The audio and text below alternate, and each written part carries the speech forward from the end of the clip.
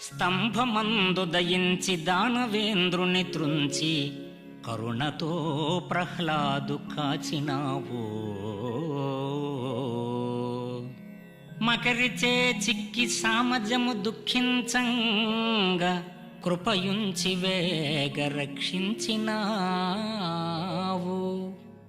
శరణంచుగా విభీషణుడు నీ చాటున వచ్చినప్పుడే లంకనిచ్చినావు. ఆ కుచేలుడు చేరి అటుకులర్పించిన బహు సంపదలనిచ్చి పంపినావు.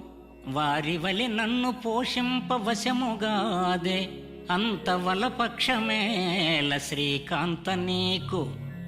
భూషణ వికాస శ్రీధర్మపుర నివాస దుష్ట సంహార నరసింహ దురిత దూర.